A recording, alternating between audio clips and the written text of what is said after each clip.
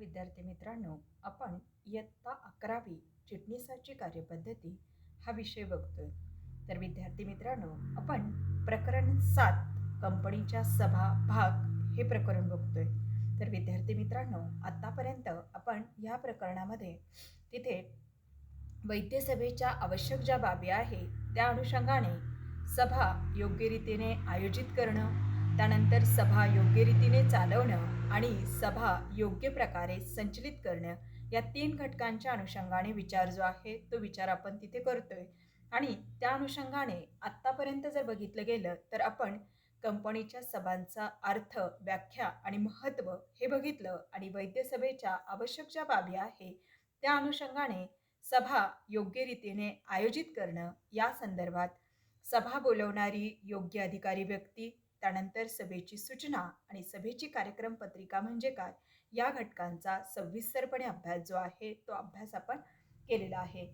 त्याचप्रमाणे सभा योग्य रीतीने चालवणं, सभा बोलवली योग्य रीतीने पाहिजे, त्याचप्रमाणे योग्य रीतीने सभा जी आहे ती सभा चालवली जाणं देखील आवश्यक आहे.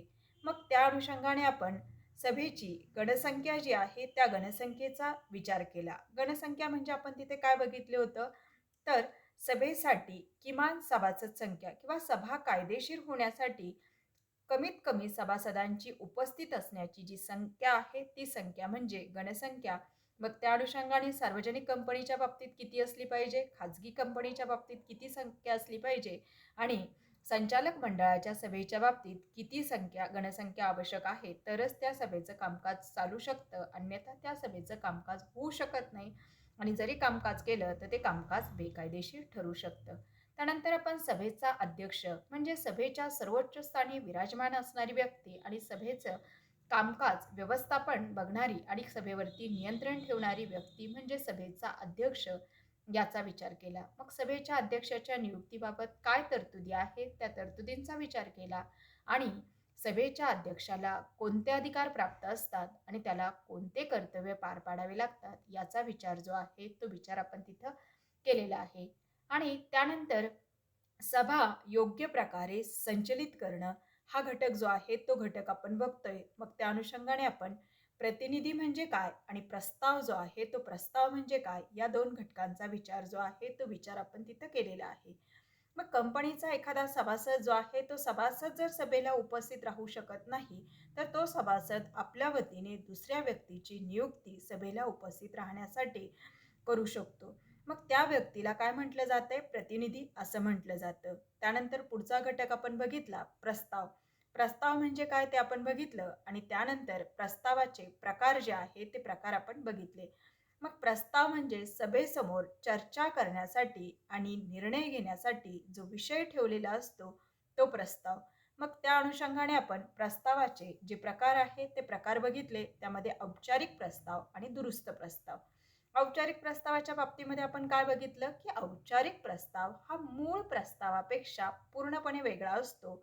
फक्त मूळ प्रस्तावावरील चर्चा थांबवावी किंवा त्याचा निर्णय जो आहे तो निर्णय नंतर घेतला जावा यासाठी औपचारिक प्रस्ताव मांडला जातो. मग त्या अनुषंगाने औपचारिक प्रस्तावाचे आपण प्रकार जे आहे ते प्रकार आपण बघितले. त्यानंतर दुरुस्त प्रस्ताव म्हणजे काय ते आपण बघितलं. तर प्रस्तावामध्ये मूळ जो प्रस्ताव मांडलेला आहे त्यामध्ये थोडाफार बदल करून जो नवीन प्रस्ताव मांडला जातो त्याला दुरुस्त प्रस्ताव असं म्हटलं जातं.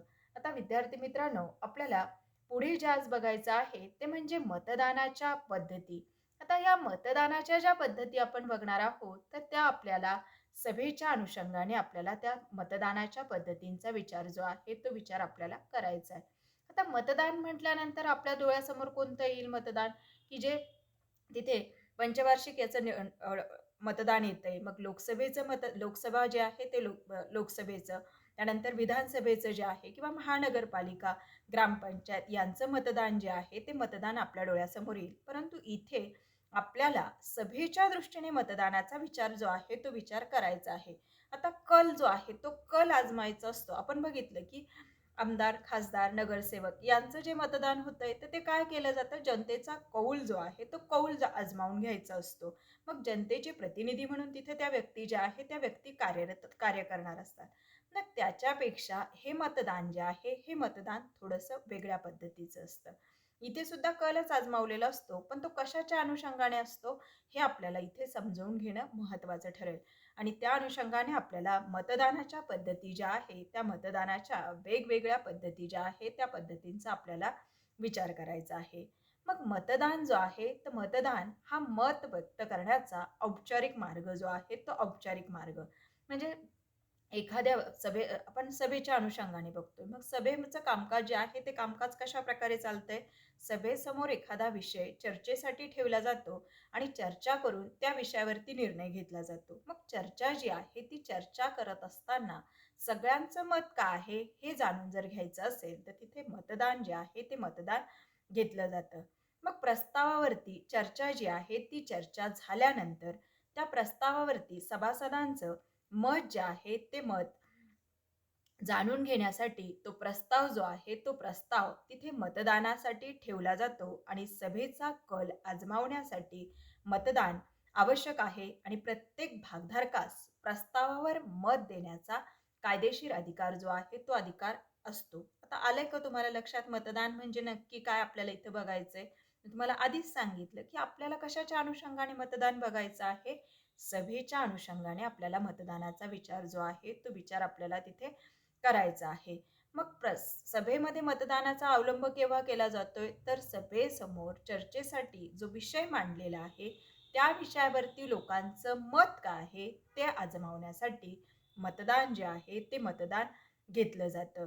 मग तिथे जे आहे, तर तो प्रस्ताव जो आहे, तो प्रस्ताव मतदानासाठी ठेवला जातो आणि त्या प्रस्तावावरती मतदान जे आहे, ते मतदान घेतलं जातं. आपण ज्या मतदानाचा विचार करतो, तर त्या मतदानामध्ये काय असतं?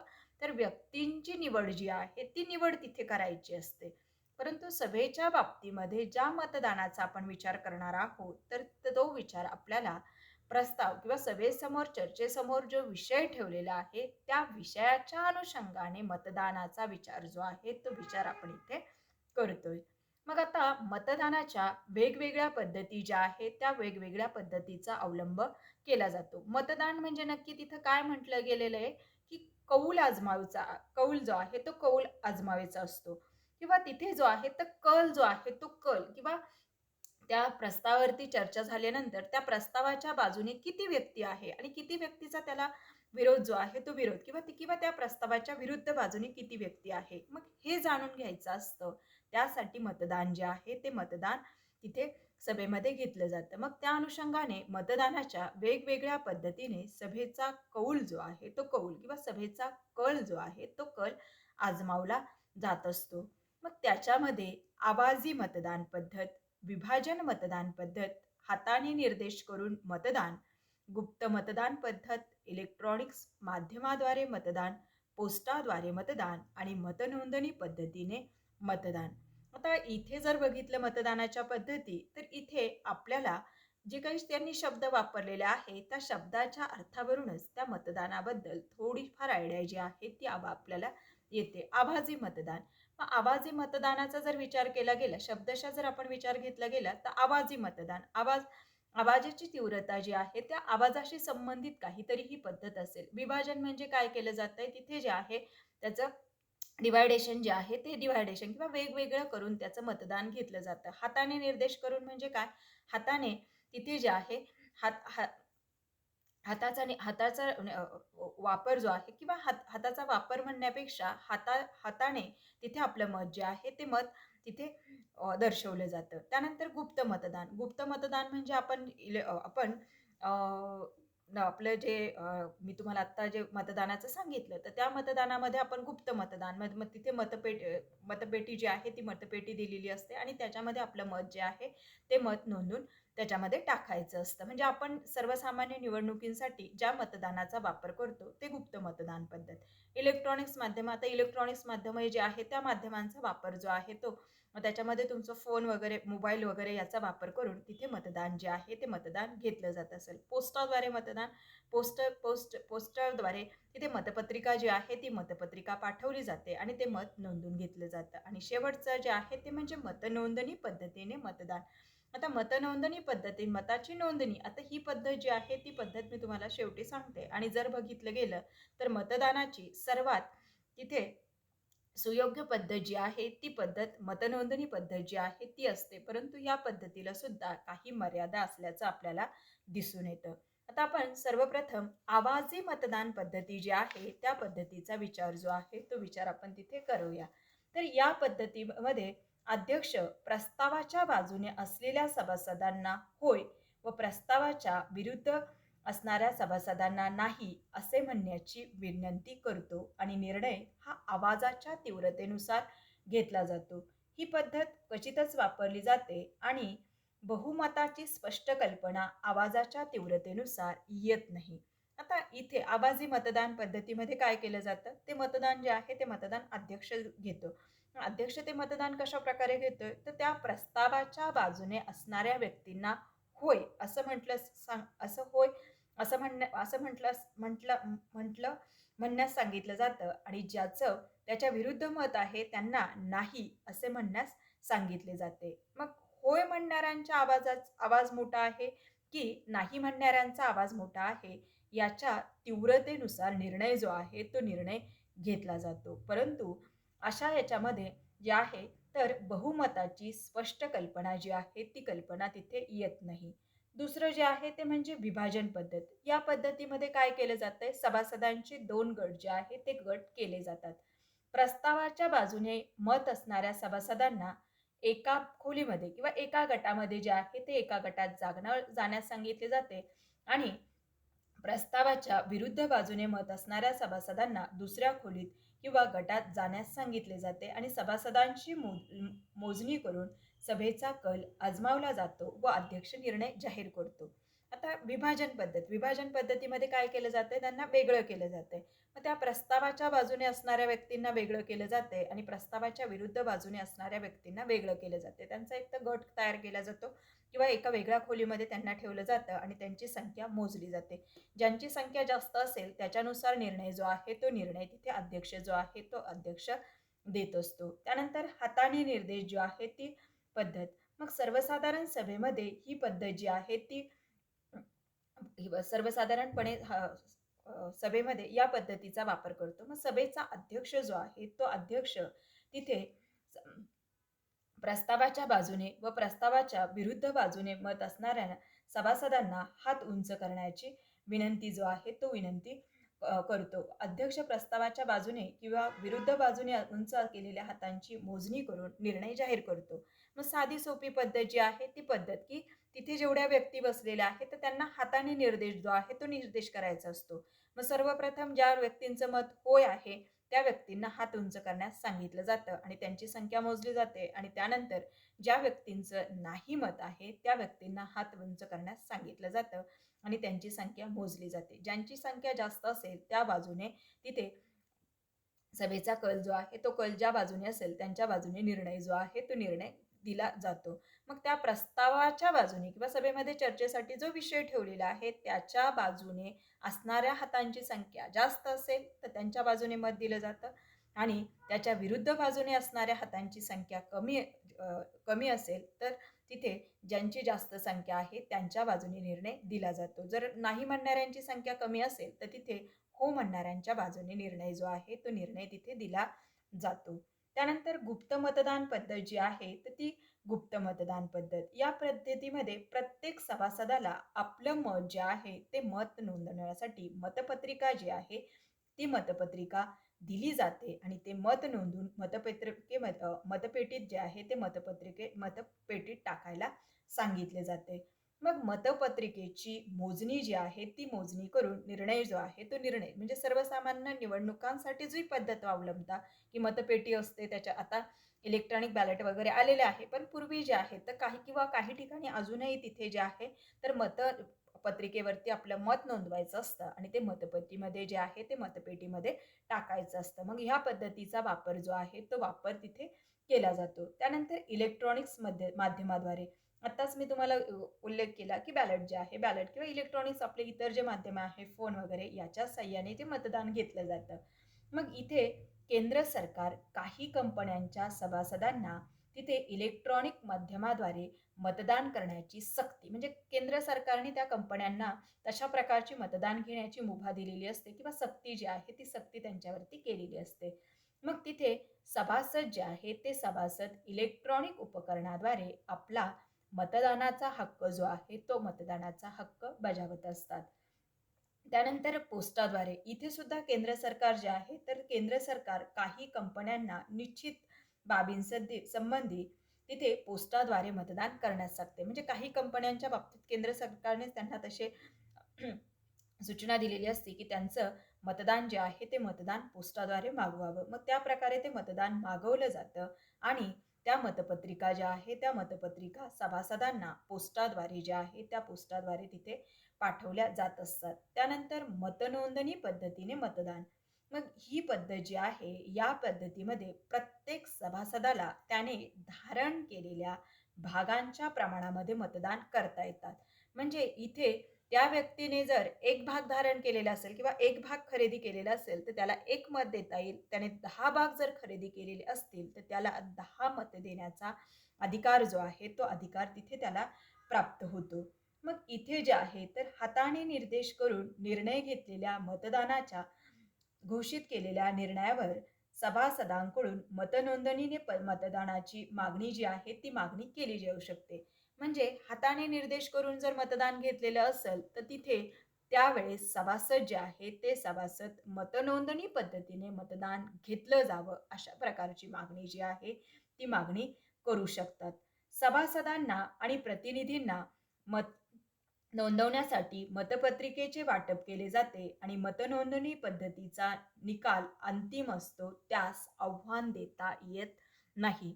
मग ह्या पद्धतीद्वारे सभासदांनाही मतदान करता येते आणि सभासद जर स्वतः उपस्थित नसेल आणि त्यांनी प्रतिनिधीची नियुक्ती केलेली असेल तर त्या प्रतिनिधीला या मतनोंदणी पद्धतीने मतदान करण्याचा अधिकार जो आहे तो अधिकार प्राप्त होतो. मग मतनोंदणी पद्धतीने मतदान घेतलं आणि त्यानंतर जो निर्णय येतो या निर्णयाला कोणीही आव्हान जे आहे ते आव्हान देऊ शकत नाही.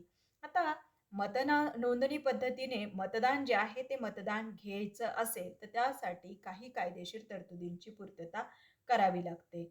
मग तिथे सभेचा अध्यक्ष जो आहे तो मतनोंदणी पद्धतीची मागणी जी आहे ती मागणी करू शकतो. तसेच खाजगी कंपनीच्या बाबतीमध्ये 7 पेक्षा कमी सभासद व्यक्तिशः हजर असतील तर एका सभासदाला म्हणजे 7 पेक्षा खाजगी कंपनीच्या बाबतीमध्ये 7 पेक्षा कमी सभासद जर उपस्थित असतील तर एका सभासदाला मतनोंदणी पद्धतीने मतदानाची मागणी जी आहे ती मागणी करता येते आणि 7 पेक्षा जास्त सभासद जर सभेस हजर असतील तर 2 सदस्यांना मतनोंदणी पद्धतीने मतदानाची मागणी जी आहे ती मागणी करता येते. तसेच सार्वजनिक कंपनीच्या बाबतीत मताधिकार असलेले व व्यक्तिशः हजर असलेले किंवा प्रतिनिधी अशा 5 व्यक्ती मतनोंदणी पद्धतीने मतदानाची मागणी करू शकतात. सार्वजनिक कंपनीच्या बाबतीमध्ये तिथे जे आहे ज्यांना मतदानाचा अधिकार आहे, जे स्वतः उपस्थित आहे आणि प्रतिनिधी अशा 5 व्यक्तींनी जर मतनोंदणी पद्धतीने मतदान घेण्याची मागणी केली तर तशा प्रकारचं मतदान जे आहे ते मतदान तिथे अध्यक्षाला घेणं गरजेचं असतं. तसेच एकूण मतापैकी एकास 10 मते धारण करणाऱ्या कोणत्याही सभासदाला किंवा सभासदांना व्यक्तिशः किंवा प्रतिनिधीद्वारे मतनोंदणी पद्धतीने मतदानाची मागणी जी आहे ती मागणी करता येते. त्यानंतर मतनोंदणी पद्धतीने मतदान जर घेतलं तर 48 तासात मागणी जी आहे ती मागणी केली एखाद्या कंपनीच्या आपण खाजगी कंपनीच्या बाबतीत सार्वजनिक कंपनीच्या बाबतीत बघितलं मग तिथे जर त्या सभासदांनी जर मतनोंदणी पद्धतीने मतदान घ्यावी अशी मागणी केली तर 48 तासामध्ये मतदान जे आहे ते मतदान घ्यावाच लागतो आणि ह्या पद्धतीमध्ये जो निर्णय घेतला जातो किंवा या पद्धतीने मतनोंदणी पद्धतीने मतदान घेतल्यानंतर जो निर्णय समोर येतोय तो निर्णय अंतिम असतो आणि त्याला कोणीही आव्हान जे आहे ते आव्हान देऊ शकत नाही किंवा त्याच्यामध्ये बदल करू शकत नाही. आता ह्या पद्धतीचा फायदा जो आहे तो तर प्रतिनिधी जो आहे या प्रतिनिधीला या पद्धतीने मतदान जे आहे ते मतदान करता येते. मतदानामध्ये गुप्तता राहते. ही शास्त्रीय पद्धत आहे आणि त्या सभासदांनी जेवढे भाग धारण केलेले आहे तेवढ्या भागांच्या प्रमाणात त्याला मतदान करता येते. मग ह्या पद्धतीच्या मर्यादा आणि तोटे आहेत. तर मग या पद्धतीमध्ये एक भाग एक मत हे तत्व वापरलं जाते. त्यामुळे भांडवलशाही पद्धत आहे अशी टीका केली जाते. म्हणजे ज्यांनी तिथे जास्त भाग खरेदी केलेले आहेत त्यांचा त्या निर्णयावरती प्रभाव जो आहे तो प्रभाव असू शकतो. त्यामुळे त्याला भांडवलशाही पद्धत म्हटलं जातं आणि तिथे ती टीका जी आहे ती टीका केली जाते. त्याचप्रमाणे ही पद्धत खर्चिक असते, वेळखाऊ असते आणि गुंतागुंतीची असते. खर्चिक कारण वेळखाऊ इतर पद्धती आपण बघितल्या तर या पद्धतीद्वारे मतदान पटकन होऊ शकतं आणि कमी वेळात कमी खर्चात होऊ शकतो. परंतु या पद्धतीद्वारे तिथे मतदान जे आहे ते मतदान घ्यायला वेळ लागतो. खर्च जो आहे तो खर्चही तिथे येतो असतो आणि त्याची प्रक्रिया जी आहे ती प्रक्रिया गुंतागुंतीची जी आहे ती गुंतागुंतीची असते. त्यानंतर आपल्याला पुढे बघायचं आहे ठरावाचे प्रकार. ठराव म्हणजे काय आणि ठरावाचे प्रकार. आता ठरावाचे प्रकार जर बघितले गेले तर साधा ठराव, विशेष ठराव, विशेष सूचनेची आवश्यकता असणारा ठराव, नोंदणी अधिकाऱ्याकडे नोंदवावे लागणारे ठराव आणि संचालकांचा फिरता ठराव. आता आधी आपण ठराव म्हणजे काय ते बघूया आणि त्यानंतर ठरावाचे जे प्रकार आहे त्या प्रकारांचा विचार जो आहे तो विचार आपण करूया. तर सगळ्यात पहिलं जे आहे तर ठराव. तर सभेमध्ये संमत झालेल्या प्रस्तावास ठराव असे म्हणतात. ठराव हा सभेचा औपचारिक व अंतिम निर्णय असतो. ठरावावर कोणतीही चर्चा होऊ शकत नाही आणि प्रत्येक ठरावाची नोंदणी इतिवृत्त पुस्तकात केली जाते. प्रत्येक ठराव हा संक्षिप्त व होकारार्थी भाषेत असावा. ठरावाच्या बाजूने व विरुद्ध बाजूने दिलेल्या मतांचा ठरावात उल्लेख करावा आणि ठराव हा नेहमी वर्तमान काळात लिहिलेला असावा आणि ठरावात कोणताही बदल करता येत नाही. आता ठराव जो आहे तो ठराव मी तुम्हाला सांगते की सभेने संमत केलेला प्रस्ताव म्हणजे ठराव. तर ठरावाची एक पद्धत जी आहे ती पद्धत आपण विचारात घेऊया. सभेचं जे कामकाज चालतंय त्या अनुषंगाने तिथे सभेचं शेवटचा टप्पा जो आहे तो टप्पा म्हणजे आपण ठराव असे आपण म्हणू शकतो. आता कसं काय तर सभा जी आहे ते सभेमध्ये वेगवेगळ्या विषयावर चर्चा करण्यासाठी आणि निर्णय घेण्यासाठी सभा बोलवली जाते, बरोबर. मग तिथे आपण आधीच बघितलेलं आहे की चर्चा जी आहे ती चर्चा करण्यासाठी जो विषय मांडला जातो तो काय असतो प्रस्ताव. मग तिथे सभेसमोर चर्चा करण्यासाठी एखादा विषय जो आहे तो विषय ठेवलेला असतो. मग त्याच्यावरती चर्चा जी आहे ती चर्चा होते. त्याच्यावर मतदान घेतलं जातं. सगळ्यांचा कल जो आहे किंवा सगळ्यांचं मत काय आहे ते आजमावलं जातं आणि त्यानंतर त्या त्या ज्या विषयावर चर्चा झालेली आहे म्हणजेच त्या प्रस्तावावर जी चर्चा झालेली आहे त्याचा अंतिम निर्णय जो आहे तो अंतिम निर्णय म्हणजे काय असतो ठराव. म्हणजे मी तुम्हाला आता जे सांगितलं की ठराव म्हणजे काय तर सभेमध्ये मंजूर झालेला प्रस्ताव जो आहे तो प्रस्ताव म्हणजे ठराव. ठराव म्हणजे आपण तिथे काय म्हणतोय की सभेमध्ये जी काही चर्चा झालेली आहे जो काही निर्णय झालेला आहे त्याचं अंतिम स्वरूप चर्चेअंती जो अंतिम निर्णय असतो त्या अंतिम निर्णयाला काय म्हटलं जातंय ठराव जे आहे ते ठराव असं म्हटलं जातं. मग आता ठराव जो आहे त्या ठरावाच्या अगोदर काय होतंय प्रस्ताव मांडला जातोय त्याच्यावर चर्चा जी आहे ती चर्चा केली जाते आणि त्याचं मतदान जे आहे ते मतदान घेतलं जातं आणि त्यानंतर त्याचं रूपांतर जे आहे ते रूपांतर ठरावामध्ये जे आहे ते ठरावामध्ये होत असते. मग तो ठराव जो आहे हा ठराव अंतिम निर्णय जो आहे तो निर्णय असतो. त्याच्यावरती कोणतीही चर्चा जी आहे ती चर्चा होत नाही आणि इतिवृत्त पुस्तकामध्ये त्याची नोंद केली जाते. आता इतिवृत्त पुस्तक म्हणजे काय ते आपण आता शेवटी बघणारच आहोत. आता आपण ठरावाचे प्रकार जे आहे ते प्रकार बघूया. साधा ठराव, विशेष ठराव आणि विशेष सूचनेची आवश्यकता असणारे ठराव हे 3 प्रकार अगोदर बघूया. तर साधा ठराव तर जो ठराव मंजूर करण्यासाठी साध्या बहुमताची आवश्यकता असते. साध्या बहुमताची आवश्यकता असते त्यास साधा ठराव जो आहे तो साधा ठराव असे म्हणतात. म्हणजे आपण जे मतदान बघितलं त्या अनुषंगाने आपल्याला साधा ठराव आणि विशेष ठराव जे आहे ते विशेष ठराव आपल्याला विचारात घ्यायचे आहे. मग जो ठराव मंजूर करण्यासाठी साध्या बहुमताची म्हणजेच तिथे 50% पेक्षा जास्त मते ठरावाच्या बाजूने असावी लागतात. ज्या ठरावाच्या बाबतीत 50% पेक्षा जास्त मते जे मतदान घेतलेलं आहे जो कौल आजमावलेला आहे तर त्या अनुषंगाने तिथे 50% पेक्षा जास्त व्यक्तींनी तिथे त्या ठरावाच्या बाजूने मतं जी आहे ती मतं देणं आवश्यक असतं. या ठरावाची नोंद जी आहे ती नोंदणी अधिकाऱ्याकडे त्याची नोंद जी आहे ती नोंद करावी लागत नाही आणि सभेच्या सूचनेमध्ये त्याबाबतची माहिती जी आहे ती माहिती देखील द्यावी लागत नाही. मग जे दैनंदिन किंवा साध्या स्वरूपाचे विषय असतात, अशा विषयांसाठी साधा ठराव जो आहे तो साधा ठराव मंजूर होणं आवश्यक असतं. मग त्याची उदाहरणं जर आपण बघितले तर नियामक अहवालास मान्यता देणे, भाग भांडवलामध्ये बदल करणं, लाभांश जाहीर करणे, संचालकांचा अहवाल, हिशोब तपासणीचा अहवाल, वार्षिक हिशोबपत्रकांना मान्यता देणं, संचालकाची निवड, चिटणीस व हिशोब तपासणीसाठी नेमणूक व त्यांचा मोबदला ठरवणे इत्यादी बाबतीमध्ये साध्या ठरावाची आवश्यकता जी आहे ती आवश्यकता असते. हिशोबपत्रक, अहवाल, त्यानंतर कंपनीच्या संदर्भात वेगवेगळ्या व्यक्तींच्या नियुक्त्या या गोष्टींसाठी साध्या ठरावाची आवश्यकता असते. आता आपल्याला बघायचं आहे विशेष ठराव. तर विशेष बहुमताने मंजूर होणाऱ्या ठरावास विशेष ठराव असं म्हटलं जातं. विशेष ठराव 3/4 किंवा 75% बहुमताने मंजूर केला जातो.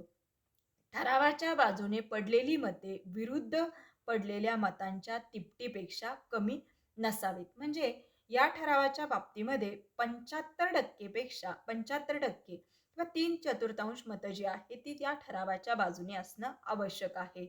मग इथे जर विचार केला गेला तर आपल्याला हे लक्षात येईल की विशेष ठरावाची उदाहरणं जी आहेत ती विशेषच असतील किंवा ते कामकाज जे आहे ते कामकाज तिथे महत्त्वाचं असेल. त्याचमुळे तिथे 75% बहुमताची आवश्यकता जी आहे ती आवश्यकता असल्याचं आपल्याला दिसून येते. मग एखादा ठराव विशेष ठराव म्हणून जर मंजूर करायचा असेल तर 21 दिवस अगोदरच त्याची सूचना सभासदांना दिली पाहिजे. मग तिथे जे आहे तर सभेच्या सूचनेमध्येच त्याचा उल्लेख जो आहे तो उल्लेख तिथे केला जातो.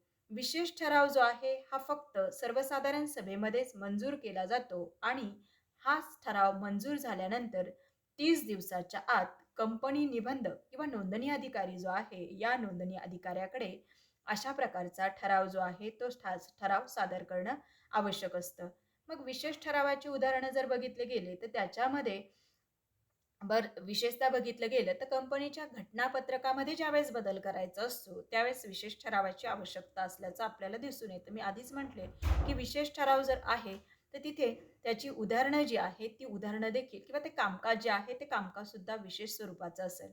मग कंपनीच्या नावात बदल, कंपनीचं कार्यालय एका राज्यातून दुसऱ्या राज्यात स्थलांतरित करणे, कंपनीच्या घटनापत्रकातील उद्देश कलमात बदल, कंपनीच्या अधिकृत भागभांडवलात कपात करणं किंवा कंपनीच्या नियमावलीमध्ये बदल करणे अशा प्रकारे विशेष ठरावाची उदाहरणं आपल्याला सांगता येतील.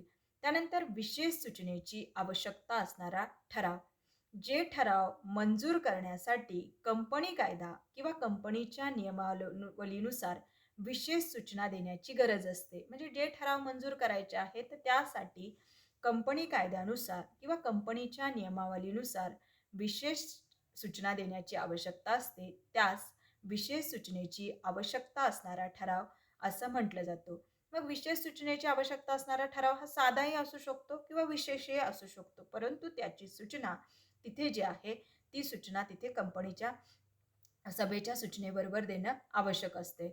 मग ठराव मांडणाऱ्या सभासदाला सभेपूर्वी किमान 14 दिवसाची विशेष सूचना द्यावी लागते आणि सूचना मिळाल्यानंतर कंपनीने आपल्या सभासदांना त्या ठरावाची सूचना सभेपूर्वी किमान 7 दिवस आधी दिली पाहिजे. मग तो ठराव जो आहे तो ठराव मांडण्यासाठी जर एखाद्या सभासदाने मागणी केली तर त्याने 14 दिवस अगोदर कंपनीला कळवावं लागतं आणि त्या अनुषंगाने कंपनी 7 दिवस अगोदर आपल्या इतर सभासदांना कळवत असते. त्यानंतर नोंदणी अधिकाऱ्याकडे आता याची उदाहरणं जी आहे ती उदाहरणं माझ्या मते राहिली.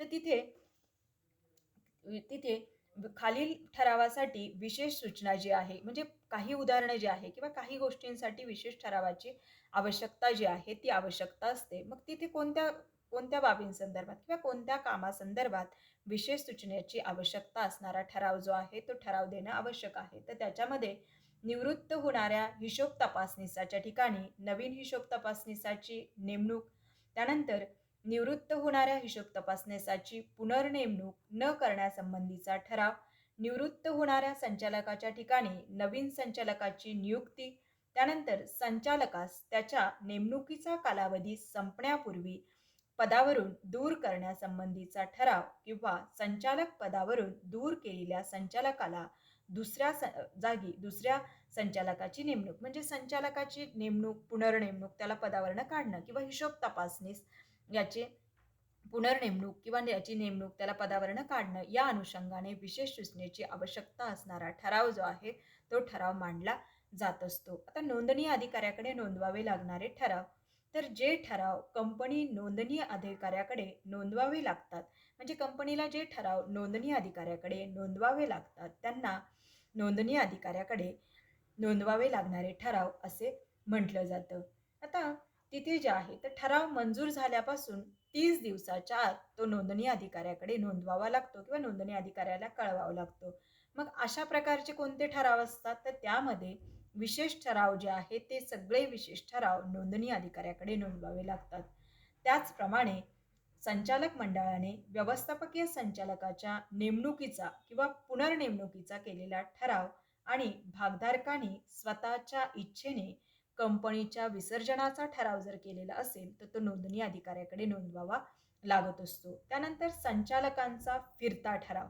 तर संचालकांचा फिरता ठराव म्हणजे काय, तर जेव्हा संचालकांना महत्त्वाच्या मुद्द्यावरती त्वरित निर्णय घेणं आवश्यक असतं आणि संचालकांचा सभा जी आहे ती सभा बोलवणं आवश्यक आहे, परंतु ती सभा बोलवण्यासाठी पुरेसा कालावधी नसतो, अशा वेळी ते ठरावाचा मसुदा तयार करतात आणि सर्व संचालकांना मंजुरीसाठी पाठवतात.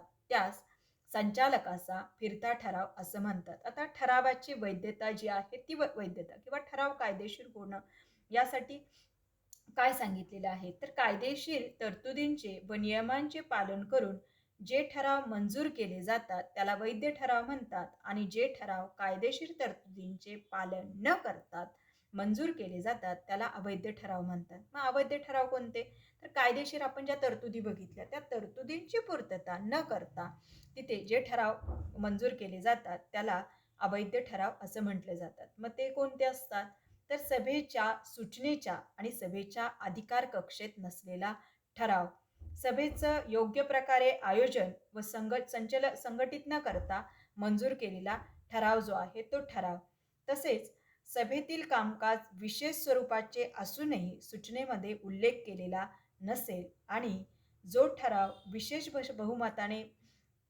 मंजूर होणं आवश्यक आहे तो साध्या बहुमताने मंजूर केल्यास त्यानंतर घटनापत्रकाच्या कक्षेबाहेरील ठराव आणि ठरावावरील मतदान अनियमित जर असेल तर तिथे ते ठराव अवैध मानले जातात. आता शेवटचा मुद्दा जो आहे तो म्हणजे इतिवृत्त.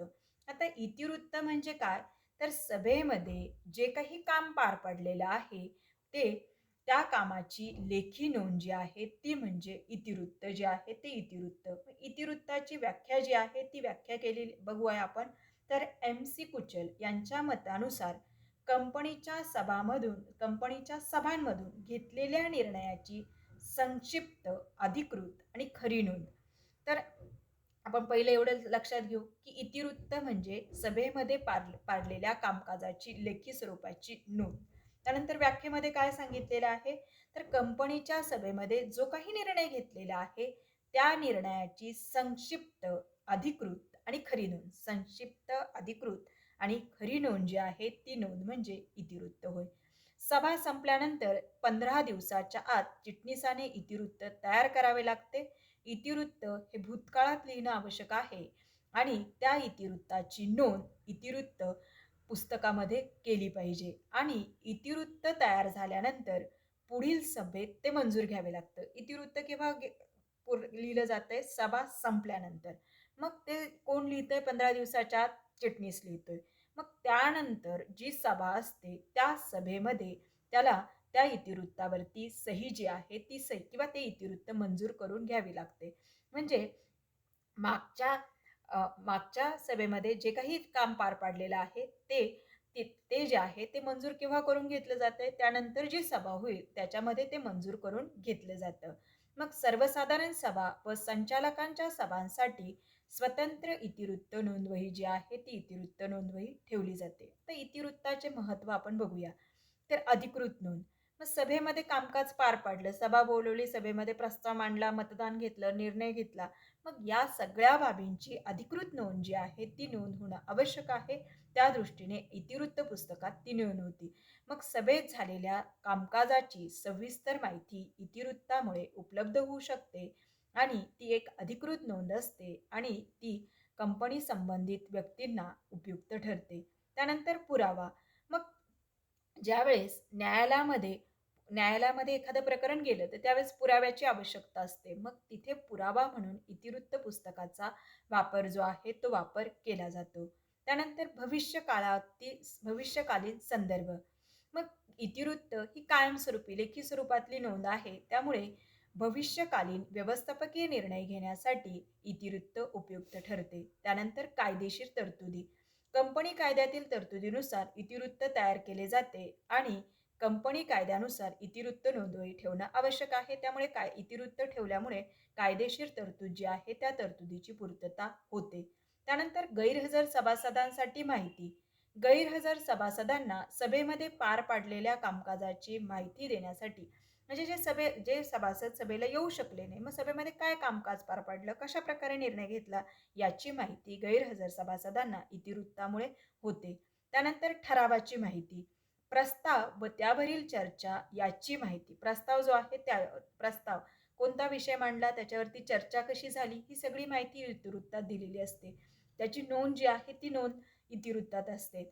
मग संबंधितांना मसुद्याचा संदर्भ इतिवृत्तातून मिळतो आणि विशेषतः जेव्हा ठरावातील तपशिलात विसंगती निर्माण करणारा मजकूर असतो तेव्हा इतिवृत्त, मग ठराव जो आहे तो ठराव काय मांडला गेलेला आहे किंवा काय निर्णय घेतलेला आहे, कशा प्रकारे चर्चा, हे सगळं जे आहे एखादा वादग्रस्त मुद्दा येतो किंवा त्याबाबत ठराविक बाबी काय आहे या जर जाणून घ्यायच्या असेल तर त्या सगळ्या बाबी इतिवृत्तातून तिथे प्राप्त होतात. त्यानंतर इतिवृत्ताची तपासणी. कंपनी कायद्यानुसार सभेचे इतिवृत्त पुस्तक कंपनीच्या नोंदवलेल्या कार्यालयात ठेवणं आवश्यक असते आणि कोणत्याही सभासदाला त्या इतिवृत्ताची तपासणी जी आहे ती तपासणी करण्याचा अधिकार प्राप्त होतो. तर अशा प्रकारे आपण कंपनीच्या सभा भाग 1 हे प्रकरण जे आहे ते प्रकरण आपण तिथे बघितलेलं आहे. धन्यवाद.